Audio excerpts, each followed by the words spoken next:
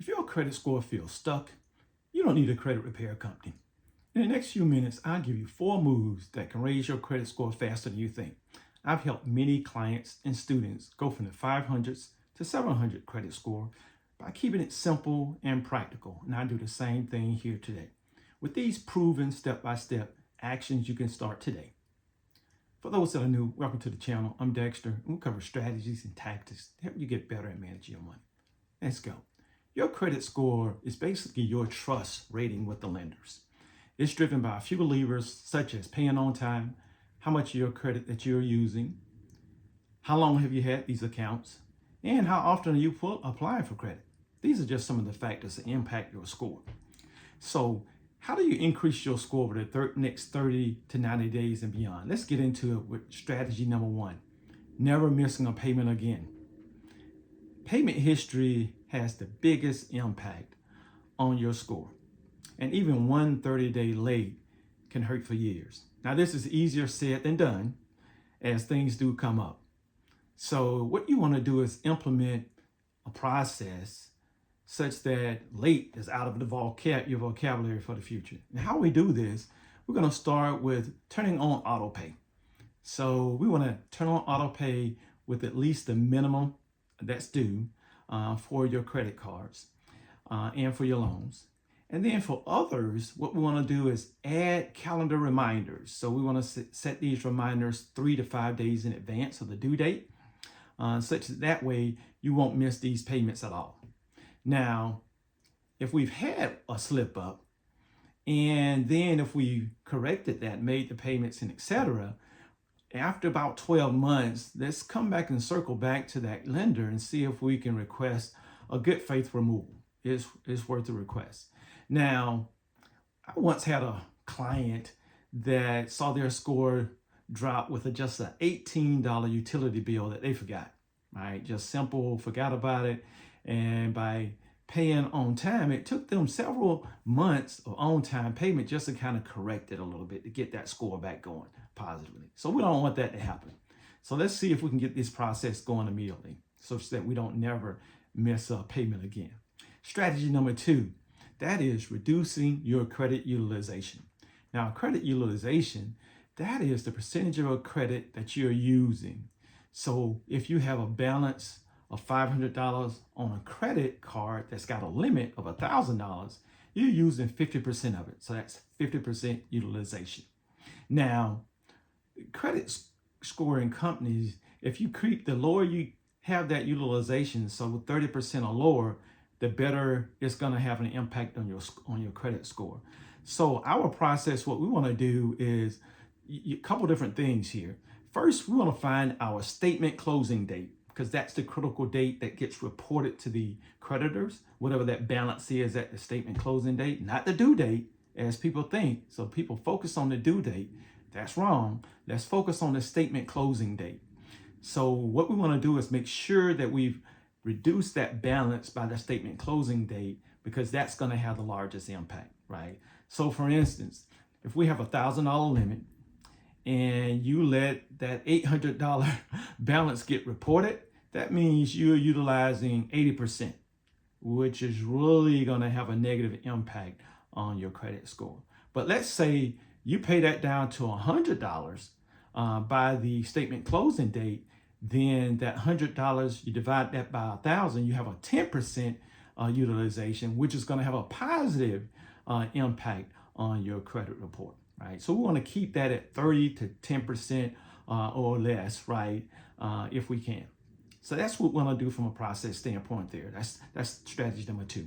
Strategy 3, we want to build positive history and age, because they have an impact as well. So if you're new to credit, or you have what we call a thin credit file, meaning you don't have a lot of different accounts open on your file, you're going to need to really see about getting on how do we really build the credit in that instance. A couple different things we can do. We can see if we can sign up on someone else's account, right? So this is something we do with our kids. If you think about them coming out of high school or college, in the workforce, and don't have any type of trades at all, we want them to sign up on to same thing you would do, sign up to someone that you trust, that's got really a good history there from an account standpoint, and see if you can tag on to some of that good history. Also, you can look at opening a card yourself and establishing just small mini charges there. Make it could be repeatable, some type of subscription, something that you can easily pay off over the month, and that's going to build your credit as well quickly there as well. So if we think about students, we will look to have them sign up as an authorized user, call it a parent's card and that sort of thing with low balances that's been in good standings. That's going to slowly increase their credit. But once they call it open an account themselves and start this drip of, charging something monthly and paying off monthly, we're going to see a significant increase in their scores. I had a client do this with their child, and it went from the 500s to the 600s over 6 months, right? So this is the approach we want to take from a strategy standpoint for strategy number 3.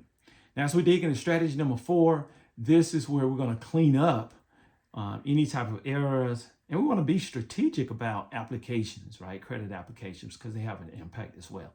So mistakes on credit reports, don't let them linger, because too many hard inquiries can have a negative impact as well. So first thing you want to do is pull your free credit report, and that's at annualcreditreport.com. We're going to pull it for free, and then review it and dispute anything that that's out of order there that we disagree with. And this could be named from a standpoint, hey, is the wrong last name, improper suffix, incorrect middle name, incorrect employment, any charges that shouldn't be there, or payoffs.